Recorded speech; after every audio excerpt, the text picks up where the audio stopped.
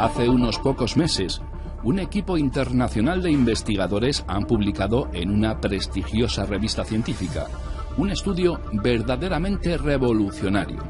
Tras colocar detectores de partículas dentro y alrededor de la pirámide, han detectado en su interior una cavidad desconocida del tamaño de un avión. Todos los medios de comunicación internacionales se hicieron eco de semejante descubrimiento, porque este demuestra que estamos muy lejos de saberlo todo sobre la más antigua de las 7 maravillas del mundo y la única que aún hoy se mantiene en pie. Pero posteriormente, los 34 autores de ese estudio han sido duramente criticados por las autoridades arqueológicas egipcias. De ello y de mucho más vamos a hablar esta noche con Enrique de Vicente, cuya fascinación por Egipto le ha llevado a viajar 33 veces a ese país. Ahí es nada. Buenas noches. Muy buenas noches, don Jorge. Enrique, ¿en qué consiste este estudio? Bueno, pues este estudio es un estudio que se ha hecho, digamos, colocando detectores de estas partículas cósmicas en diferentes puntos, no muchos, porque la pirámide es muy amplia, muy compleja. Para hacerte una idea, la pirámide tiene una base comparable, aunque es cuadrada, cuadriculada, no rectangular, a la de un campo de fútbol. O sea que es grande. Es grande, pero tiene una altura comparable a la de un rascacielos de 30 pisos altos, 30 pisos grandes, no pequeñitos. Sí. Es una masa enorme. Entonces es imposible colocar en una serie de sitios cerca de la Cámara de la Reina, basándose en pistas que ya tenían anteriormente una serie de detectores de muones. Entonces, tanto fuera como dentro de la pirámide. Y según impactaban, se recogían mayor o menor cantidad de muones. Te lo simplifico. ¿Esto de muones qué es? Es una partícula cósmica, digamos. Son partículas cósmicas. Cuando se habla de radiación cósmica, es un nombre que se utiliza mucho, ignoramos que realmente esa llamada radiación cósmica son partículas, o sea, no son rayos, son partículas. Bueno, según la física cuántica habría la discusión, podrían ser ambas cosas al mismo tiempo, pero que son partículas. Sí, bueno, con Javier Sierra sí hablamos alguna vez de este tipo de aparatos en los que se supone que al irradiar, digamos, se puede ver lo que hay detrás de las paredes de las pirámides. ¿Es esto mismo? Aproximadamente, pero digamos, grosso modo, en el sentido de que solo podemos saber si hay espacios vacíos, pero no podemos saber si hay objetos relativamente reducidos, es decir, como podría ser una momia, como podría ser una estatua, porque no son capaces, el nivel tecnológico alcanzado hasta este momento no es capaz de detectar con ese nivel de sofisticación. Gracias a eso se ha descubierto, sin discusión posible, que hay algo, bien sea una galería, bien sea una cámara, yo opino, por otras evidencias que podemos comentar, una galería enorme dentro de la pirámide, enorme. Dicen los autores del estudio, lo popularizaban diciendo comparable del tamaño de un avión, o sea, algo enorme. Enorme. Pero no se sabe con precisión cuál es su ubicación y sobre todo no se sabe de dónde viene y a dónde va. Es un descubrimiento revolucionario, primero porque ha sido publicado en la revista Nature, que es la revista científica más prestigiosa. Claro. Segundo, porque en el estudio han participado 34 científicos de muy diversas disciplinas y de 3 países, que incluyen Egipto, Japón y Francia.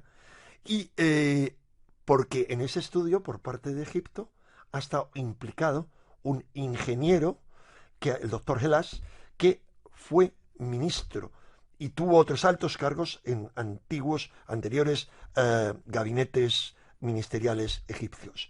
O sea, es un personaje de peso. Pero no solo eso, sino que él ya participó en alguna otra investigación que se hizo hace exactamente 31 años por parte de un ingeniero y de un arquitecto francés que habían detectado que había una cámara ahí. O sea que esta investigación lo más importante que aporta es una gran cámara que no se había visto hasta una gran cámara, pero sin discusión posible y vacía. ¿Por qué es muy importante vacía? Porque ya se han hecho anteriormente muchísimos descubrimientos de galerías o de cámaras. La mayoría no se han aceptado, otros sí se han aceptado. Es decir, ¿por qué? Porque eran a través de aparatos, digamos, muy sofisticados, pero que no aportaban pruebas definitivas. Pero en otros casos, como el de este arquitecto y este ingeniero francés muy prestigiosos, que contaron con la colaboración de la empresa Electricité de France y otra importante institución francesa, que estaban en ese momento trabajando en el metro, construyendo el metro de Egipto, y contaron con esa tecnología, lograron autorización para hacer una perforación en la pirámide. Cosa muy difícil. Una cosa dificilísima. Y gracias a eso descubrieron esa oquedad, pero era una oquedad aparentemente llena, no se sabe hasta qué punto, de arena. Es decir, no estaba vacía. ¿Por qué? Porque es mucho más fácil para rellenar espacios llevar arena que no bloques de piedra. Claro. Pero la pregunta que podemos hacernos ahora o más tarde es, ¿eso lo hicieron los constructores? Digamos, la arena la metieron o se hizo después, porque la historia de la pirámide es mucho más amplia y compleja de lo que pensamos. La cuestión es que la diferencia esencial de este descubrimiento es que hay oquedades, que no sabemos lo que hay dentro y que pueden contener cualquier cosa y que no sabemos cuál es su función. A mí me vas a disculpar la ignorancia, Enrique, pero yo siempre he pensado que la mayoría de las pirámides ya se sabía prácticamente todo de ellas. O sea, que eran tumbas, ¿verdad? Claro. Claro. Y que ya no había nada más que descubrir, y parece ser que cada día descubrimos una cosa nueva. Pero es que hay una cuestión clave, y es que solo se ha descubierto un sarcófago en una pirámide. El resto se atribuye a los ladrones de tumbas. ¿Pero qué ladrones de tumbas? Si se han descubierto sarcófagos en infinidad de tumbas, en infinidad de sitios. Es decir, solo se las llevaban de las pirámides. Pirámides que además tenían trampas muy complicadas que podían dejar atrapado dentro al ladrón de tesoros. No está demostrado para nada que sean tumbas.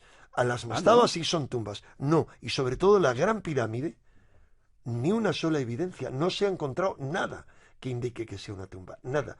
Pero además hay infinidad de anomalías e infinidad, digamos, de datos técnicos de la pirámide que al menos plantean, si hubiera sido una tumba, además era otro montón de cosas más. Era un marcador geodésico, tenía, digamos, codificadas toda una serie de dimensiones astronómicas, tenía una predisposición astronómica, no solamente con las otras tres pirámides, digamos, simulando el cinturón de Orión, el cielo en la Tierra, el cielo reflejado en la Tierra, sino que además de eso, los diferentes túneles de ventilación, que son unos canales muy pequeñitos para que se ventilen las cámaras, están dirigidos a determinadas estrellas. Y esto se sabe desde muy antiguo.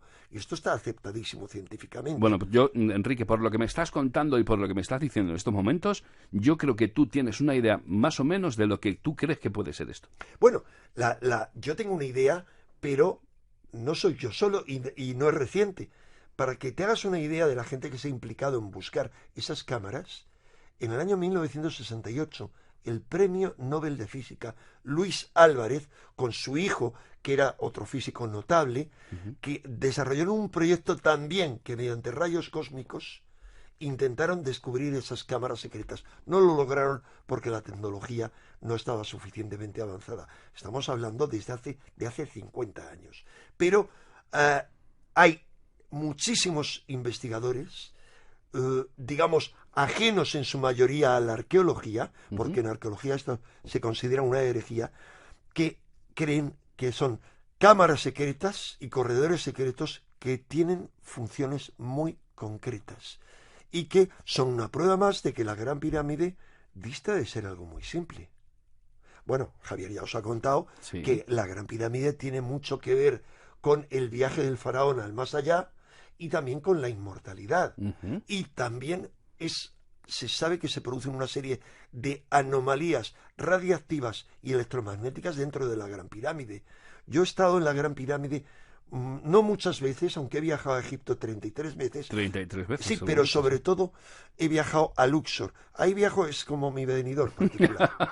Sí, lo único, yo en lugar de ir a la playa, yo voy a los templos, al templo de Luxor, a otros templos, a saborear la buena energía, la buena vibración y a tratar de conectar con la sabiduría de los egipcios, que era notable. Escuchar las explicaciones de arquitectos como mi amigo Jean-Paul Bobal, cuyo hermano Robert Bobal es autor de unos bestsellers mundiales acerca de las pirámides, un ingeniero, los dos nacieron en Egipto. Hablar con ellos acerca de las anomalías arquitectónicas de la pirámide te ponen los pelos a punta. Y dices, ¿de dónde pudo salir esa tecnología? Porque los propios arquitectos no se lo explican. No se lo explican. Ni eso, ni infinidad de otras cosas que hay, no solo en todo Egipto, sino en el Valle de los Reyes. O sea, la construcción de los templos de la Esfinge. O sea, antes de acceder a la Esfinge, ¿tú has estado alguna vez? No, no he estado nunca. Qué pena. Es una asignatura pendiente. Estoy esperando a que Javier y tú me invitéis a ir a pues, alguna vez. A ver si. Es más, será más fácil que Javier, pese a su premio Planeta y su serie televisiva y lo liado que anda, que está sin tiempo ni para respirar Sí. el pobre, pero será más fácil que él lo organice que no yo. Pero bueno, digamos que para cualquiera que haya estado allí, cuando uno accede, digamos, a la Esfinge, lo primero que hace es entrar por una serie de, digamos, de piedras, que son los templos de la Esfinge, donde hay unos bloques de piedra tan inmensos que solo serían capaces de transportarlos ahora las grúas más sofisticadas y más potentes. Hace 20 años fue allí uno de los directores del puerto de Nueva York, creo que era, y dijo que las grúas suyas serían incapaces de transportar esas piedras. O sea, hay una tecnología asombrosa en todo. Que aún no sabemos de dónde ha salido. Esa es la cuestión. Oye, volviendo a las investigaciones, existen otras que han apuntado a la existencia de otras cámaras y galerías secretas de la Gran Pirámide, ¿no? Muchas. Te comentaba antes este arquitecto y este ingeniero franceses, pero fue el año 86. Pero en el año 88 hubo otro estudio de japoneses que descubrieron algo similar a los de estos, que había una cámara que también contenía arena, pero ha habido luego, con todo tipo, como te he dicho, de métodos tecnológicos, se ha detectado que había esas cámaras, se han descubierto anomalías mediante, digamos, aparatos similares, por decirlo, al radar, que lanzan ondas, las recogen. Sí, porque esto que hablamos de las ondas cósmicas es mucho más complicado. Claro, pero quiero decir que no es una cosa futurista, es una cosa que existe y es una cosa tecnológica, simplemente, por mucho nombre raro que tenga. No, es tecnología digamos, de última generación. Claro. Lo que pasa es que cuando haya, dentro de 30 años, habrá de ultimísima generación y podremos ir mucho más allá. Pero la cuestión es que, por ejemplo, hubo un descubrimiento notable en el año 1993, tengo que recordar, porque si no digo 2003. No, 1993, que una memoria tienes, Enrique, tú también. Hubo un ingeniero, Rudolf Kattenbrick, al que conocí personalmente, que había sido pagado, su empresa, para hacer un trabajo de limpieza dentro de la pirámide. Es decir, podían introducir por todos los corredores de la pirámide un pequeño robot al que llamaron Upohaut, que es el animalito, digamos, pieza en el viaje al más allá, le ponen ese nombre. Uh-huh. ¿Y para qué? Para que fuera limpiando la pirámide de impurezas, porque había tanta contaminación que temían que pudiera peligrar y querían preservarla. Pese a que te aseguro que la pirámide es el edificio más sólido que puedas imaginar en tu vida. Yo, que he tenido la inmensa oportunidad la gran experiencia de vivir el único terremoto que ha habido en el siglo XX en Egipto, lo he podido vivir en el Cairo. ¿Estabas allí? Estaba en el Cairo y mi mujer me dijo, tuvo un presentimiento y nos llevó a un sitio a comer en un subterráneo. No un subterráneo, en un hotel, una especie de pub inglés. Y yo dije, yo me quería ir al museo. Me dice, no, tú te vienes conmigo. Bueno, ella no es una vidente, es psicóloga con 7 títulos universitarios, o 7, digamos, estudios posgraduado. La cuestión es que nos llevó ahí, y ahí, de repente, vi cómo temblaban las botellas, o sea, vivía el terremoto. Uh-huh. Pero la segunda réplica del terremoto, estábamos dentro de la pirámide de noche, haciendo nuestras historias con unos amigos y no nos enteramos de nada. Sabemos que eso ocurrió porque hubo una americana a la que conocimos y que nos ayudó a entrar de noche por allí ¿Y qué nos dijo? ¿Ha sido el terremoto? Bueno, nos contó una serie de... O sea, habla de la anécdotas solidez fascinantes. de la pirámide. No, es una solidez extrema, o sea, extrema, inimaginable. Es el edificio más sólido que existe sobre la Tierra. Oye, Enrique, pero ¿por qué no se han proseguido esas investigaciones que tanto habrían reanimado el maltrecho turismo egipcio en estos momentos? Porque ahora mismo el turismo en Egipto está bastante mal. Ahora mismo ya hace mucho, te lo puedo Claro, asegurar. sí, desde la primavera árabe. Y hacen méritos, y antes también. ¿Antes también? Y hacen méritos. O sea, hay subidas y bajadas, pero hacen méritos. Es que es una falta de inteligencia increíble. Pero vamos a ver, ¿por qué ahora ante este estudio han saltado autoridades egipcias, como el actual capo, digamos, de la arqueología egipcia, y el que lo fue en su momento, colaborador suyo, Zahi Hawass, que es el faraón, famoso, claro. el faraón digamos, que controlaba esto hasta la revolución, la primavera esta que hubo. Este hombre, los dos han dicho que era muy poco serio, que era anticientífico, que cómo se podía hablar de descubrimientos si no habían descubierto nada, porque eso ya se sabía hace mucho, que cómo se podía decir cosas como que tenía el tamaño de un avión, que eso era anticientífico, y que les iban a retirar la autorización para seguir investigando. ¿Cuándo? Pero bueno. Cuando el ministro de Turismo egipcio debería clamar, no, vamos a permitirles hacer todo, porque van a reanimar el interés, va a permitirles hacer todo, a llamar a todo el mundo que pueda investigar seriamente para que hagan investigaciones. ¿Pero y por qué tú crees que han hecho vamos, esto? Perdón, y además vamos a apoyar las investigaciones más rápidas que den resultados más rápidos. Claro. Yo te aseguro, conociendo muy bien y habiendo hablado con mucha gente allí, que hay lugares, por ejemplo el Luxor que conozco, donde hay cosas por sacar a la luz que están descubiertas que no las han sacado a la luz. ¿Por qué? Yo te tengo que decir lo que opino. En general se dice que porque los egipcios son así, muy formalistas y tal. Yo te digo de corazón lo que pienso, tras haber entrevistado a gente como Hawass, tras haber hablado con ellos y tras haber discutido en debates, en televisión, pero aquí en la televisión española y en otros lugares, haber discutido con popes de la arqueología oficial. Porque descubrir todo lo que hay más allá de la pirámide y de la esfinge supondría reescribir la historia. Y reescribir la historia supone que se nos caen los palos del sombrajo bajo el que nos hemos cubierto y nos encontramos muy limitados, y eso no interesa. O sea, ¿tú crees que la historia es otra, Enrique? Sí. Te voy a hacer una pregunta Venga. de mala idea. De muy mala idea, y no lo hemos hablado antes, que deberíamos. Deberíamos. Pero facilita. Tú que tienes tú tienes un nivel cultural muy por encima de la mayoría de la gente que oye el programa y de la población, porque la gente que oye La Noche en Vela tiene un nivelón cultural. Pero ¿tú cuándo crees que empieza la civilización? En Sumer, ¿verdad? Claro. La historia comienza en Sumer y aproximadamente 3.400 años antes de Cristo. Más o menos. Aproximadamente. Ahí se inventa la escritura, ¿verdad? Se inventan las ciudades, se inventa todo. Sí.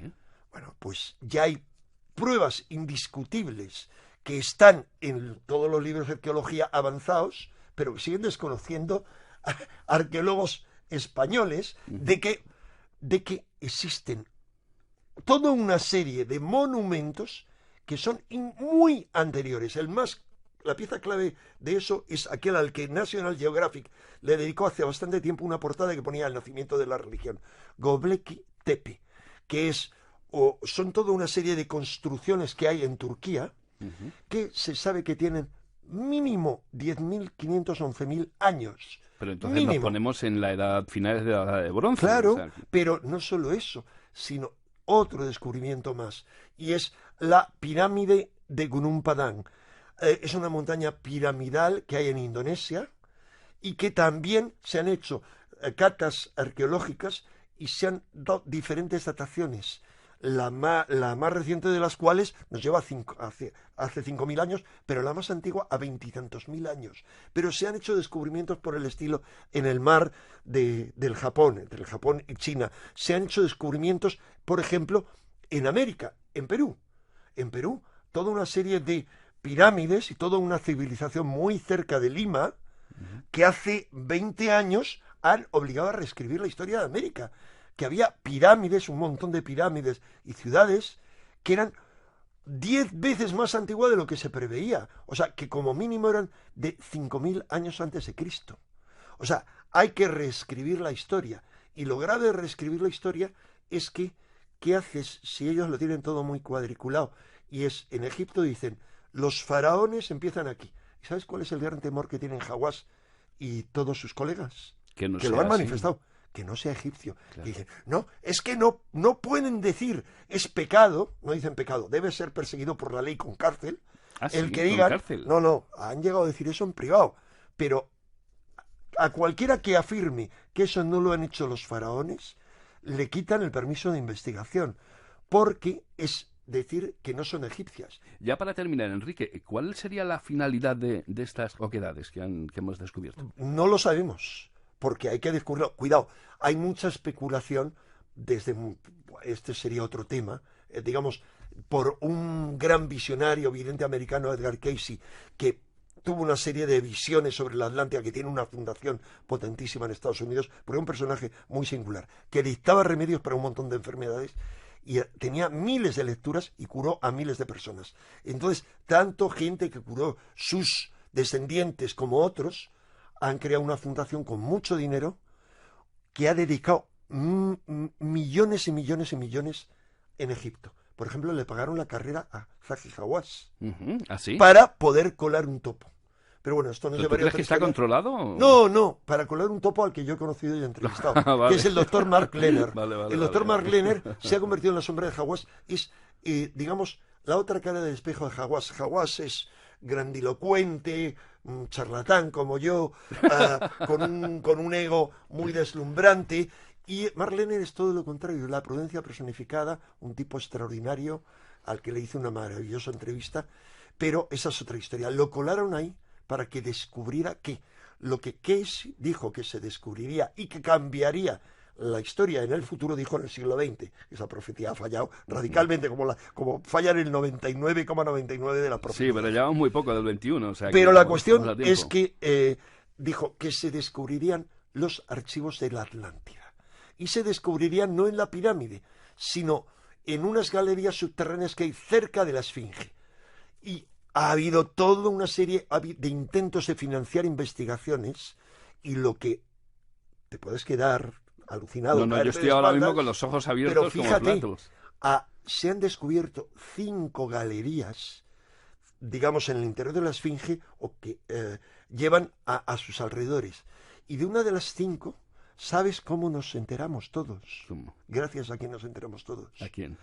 A un gran personaje que existe en este país, que es una gran amante de la cultura del pasado, que es la reina Sofía. ¿Ah, sí? Sí, en un viaje que hizo a Egipto, la reina Sofía, que está muy al tanto de todo, le dijo a Hawass y a sus colegas: me he enterado que hay aquí una galería. Y como le iban a decir que no, o sea, allá la llevaron sin ningún problema, y lo pudo ver, y gracias a ella nos pudimos enterar de la existencia de esa galería. Bueno, en cualquier caso, supongo, Enrique, que nos faltará mucho tiempo para llegar a descubrir exactamente qué es lo que hay en las oquedas.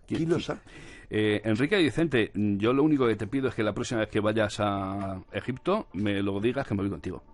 Bueno, y, digamos, iré en breve, vamos cada X tiempo, lo único que vamos nosotros a las cuestiones privadas, porque nos gusta mucho, nos interesa. Bueno, ahí en lo privado me puedo meter yo un poquito. ¿Sabes qué ocurre? Te voy a ser muy sincero, nos dicen muchos amigos eso. Sí, yo pienso muchas veces organizar un viaje para infinidad de gente. ¿Sabes qué ocurre? Que cuando uno lleva muchos años yendo, hay determinada gente que no se te acerca si ves con alguien más. O sea, en Egipto se conserva algunos pequeños fragmentos de la antigua sabiduría. Y es muy difícil contactar y que te los transmiten. Sí, pero yo confío en que la divina providencia nos dé vida para hacer un viaje juntos a Egipto. Eso está hecho. Lo que sí sabemos es que la semana que viene nos volvemos a escuchar, Enrique. Si la divina providencia quiere. Si la divina providencia quiere. Hasta la semana que viene, Enrique. Hasta la semana que viene. Chao.